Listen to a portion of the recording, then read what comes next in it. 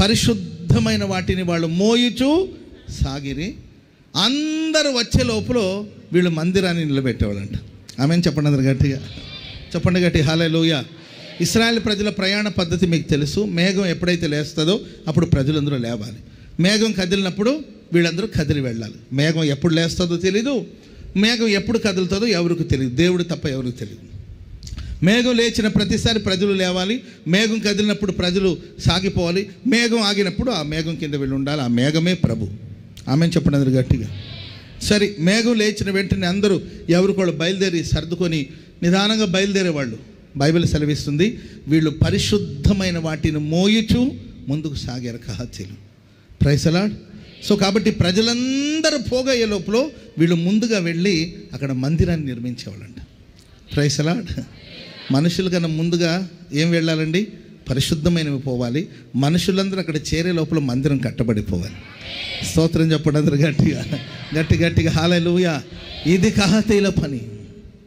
ఏది ఒక్క చోట, రెండు చోట, ఎన్ని చోట, ఎన్ని మజిలీలు వీళ్ళది, ఎన్ని చోట్ల వీళ్ళు ఐగుప్తును బయలుదేరి, లేకపోతే సినాయి పర్వతం మీద మొదలై ప్రియులరా పాలు తేళ్లు ప్రవహించే సియోను చేరేంత వరకు ఎన్ని మజిలీలు, ఎన్ని చోట ఆగాలి, ఎన్ని చోట బయలుదేరాలి, ఎన్ని చోట ప్రయాణం చేయాలి. ప్రయాణం చేసే ప్రతి చోట ప్రియులరా వీళ్ళు ముందుకు వెళ్తారు.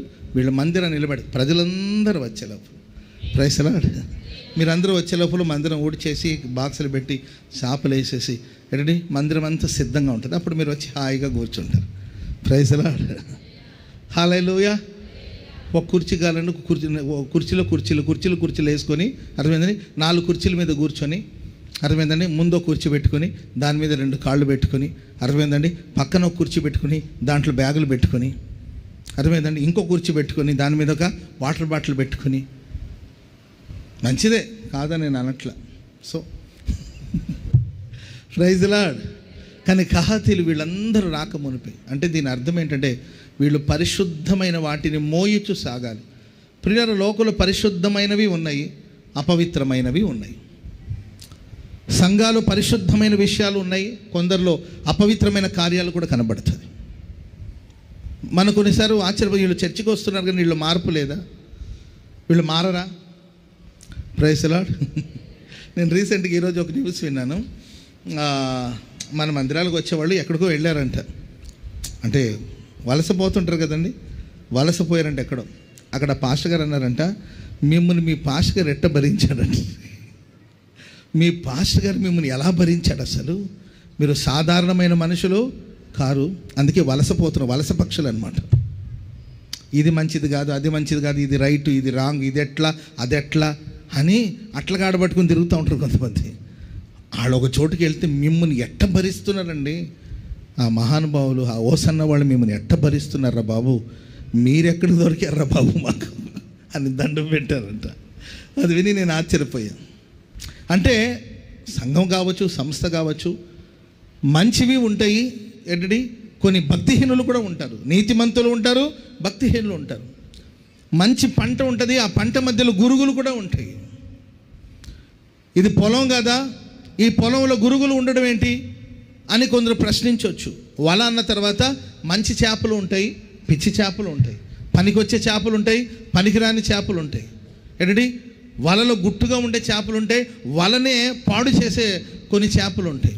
అర్థమైంది. రకరకాలమైన 2 తలకాయ పాములు ఉంటాయంట, కప్పులు ఉంటాయి. ఒకసారి వల వేస్తే రకరకాలమైన ఏంటంటే ఈ చేపలన్నీ దాంట్లో పడుతుంది. కానీ తీరానికి తీసుకొచ్చిన తర్వాత అన్ని గంపలకు ఎత్తి తీసుకెళ్ళి దీన్ని పులుసు పెట్టండి, దీన్ని ఫ్రై చేయండి అనరు. అర్థమైందంటే మంచి మంచి చేపలన్నిటినీ గంపలకు ఎత్తుకొని మిగతా వాటినన్నిటిని అక్కడ వదిలేస్తే అవి అంటే ఏం బాబు మా సంగతి ఏంటంటే మీ సంగతి అంతే. Praise the lord. కాబట్టి రకరకాలమైన మనుషులు మన మధ్యలో ఉన్నప్పటికీ కూడా మనం దేన్ని మోయిచూ సాగిపోవాలి. నీతిమంతుడు ఇంకా నీతిమంతుడుగానే ఉండనిమ్ము, పరిశుద్ధుడు ఇంకాను పరిశుద్ధుడుగానే ఉండనిమ్ము, అపవిత్రుడు ఇంకా అపవిత్రుడుగానే ఉండనిమ్ము అని బైబిల్ చెప్తుంది. సిద్ధపడిన వాళ్ళు ఉంటారు, సిద్ధపాటు లేని వాళ్ళు ఉంటారు, పవిత్రులు ఉంటారు, అపవిత్రులు ఉంటారు, మంచి మాటలు చెప్పేవాళ్ళు ఉంటారు, అపవిత్రమైన మాటలు చెప్పేవాళ్ళు ఉంటారు. మనోహరమైన దివ్యమైన సంగతులు, పరలోక రాజ్యపు సంగతులు ప్రకటించే వాళ్ళు ఉంటారు. భౌతికమైన విషయాలు, లోక వ్యవహారాలు మాట్లాడే వాళ్ళు కూడా ఉంటారు. కానీ నీవు మోయవలసింది ఏమిటి? ఈ కహాతీయులకున్న విశేషతలు ఏంటంటే వాళ్ళు పరిశుద్ధమైన వాటిని మోయిచు ముందుకు సాగిపోతారు. వాళ్ళ చేతుల మీద మందిరం నిర్మించబడుతుందండి. వాళ్ళ చేతుల ద్వారా దేవుని మందిరం కట్టబడుతుంది. పునరుద్ధానపు వరుసలో వాళ్ళు ముందుంటారు. ఆమె చెప్పండి గట్టిగా, చెప్పండి గట్టిగా హల్లెలూయా. మీ సమకాలికులందరికంటే ముందుగా దేవుడు నిన్ను దీవిస్తాడు. నీ సమకాలికులందరికంటే ఎక్కువగా ప్రభు నిన్ను ఆశీర్వదిస్తాడు. నీ చుట్టూ ఉన్న వాళ్ళందరికంటే నిన్ను ఒక ప్రత్యేకమైన వాడిగా ప్రభు మారుస్తాడు. రీజన్ ఏంటంటే ప్రియులారా, మనం ఏది మోస్తున్నాం అనేది ముఖ్యం. హల్లెలూయా.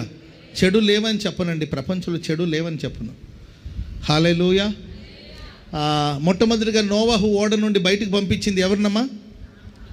కాకిని. ఎన్నిసార్లు పంపించారు? ఒక్కసారి. చదవండి ఒకసారి, చదవండి. అది ఒకసారేనా? చదవండి, తొందరగా చదవండి. 6వ అధ్యాయం. మరియు ఒక కాకిని వెలుపలికి పోవిడిచెను. అది బయటికి వెళ్ళి భూమి మీద నుండి నీళ్లు ఇంకిపో వరకు ఇటు అటు తిరుగుచుండెను. మరియు నీళ్లు నేల మీద నుండి తగ్గినవో లేదో చూచుటకు అతడు తన యొద్ద నుండి నల్ల పావురం ఒకటి వెలుపలికి పోవిడిచెను. చూడండి, మనం చదవబడిన ఈ సారాంశంలో ఈ కాకిని బయటికి పంపించారు. అది అటు ఇటు అటు ఇటు అటు ఇటు సంచరిస్తూ ఉంది. శవాల మీద వాలిపోయింది, అటు ఇటు అటు ఇటు. ఆ తర్వాత పావురాన్ని పంపించారు. పావురం గురించి చదవండి. నీళ్లు భూమి అంతటి మీద ఉన్నందున తన అరకాలు నిలుపుటకు దానికి స్థలము దొరకలేదు కనుక. ఎవరికి దొరకలేదు స్థలము? చెప్పండి. మరి అందుకు ముందు వెళ్ళేది కదా, దానికి దొరకలేదా? మీకు అర్థమైందండి? ముందు కాకిని పంపించారు, ఆ తర్వాత పావురాన్ని పంపించారు. కాకి తిరిగి రాలేదు, పావురం ఏంటంటే తిరిగి వచ్చింది. ఎందుకంటే దానికి పాదము మోపడానికి ఎక్కడ స్థలము దొరకలేదు. మరి వాటికి ఎందుకు దొరికిందంటే అపవిత్రమైన కుళ్ళిపోయిన శవాలు ఎన్నో ఉన్నాయి. ఆ శవాల మీద అటు ఇటు అటు ఇటు సంచరిస్తూ అటు ఇటు తిరుగుతూ ఆ శవాల మీద కూర్చొని ఆ శవాలతో ఉండి ఆ శవాల కంపు భరిస్తూ ఆ శవాలని ఎడడి పీక్కొని తింటూ ఉండిపోయింది. కానీ పావురం ఆ శవాల మీద వాలలేదు. స్తోత్రం చెప్పండి గట్టిగా, చెప్పండి గట్టిగా హల్లెలూయా. సో కాబట్టి లోకంలో ఎన్ని శవాలు ఉన్నాయి, లేవని అన్ను. లోకంలో కంపు ఉంది కాదని నేను అనట్లా. కానీ మీరు లోకంలోనికి వెళ్ళినప్పుడు ఆ లోకం మీద శవాల మీద వాలుతున్నారా? సచ్చిన వాటి మీద వాలుతున్నారా? మృత సంబంధమైన కార్యక్రమాలు వాలుతున్నారా? కానీ పావురానికి ఎక్కడ చోటు కనిపించలేదు. ఎందుకంటే అది శవాల్ని తినే ఎడడి పక్షి కాదు. Praise the lord. కాబట్టి ప్రేమైన వారు, మనం ఏం మోస్తున్నాం? పవిత్రమైన వాటిని మోస్తున్నామా? శ్రేష్టమైన వాటిని మనం మోస్తున్నామా? Praise the lord. నెత్తి మీద చెత్త చెదారంతా పెట్టుకొని,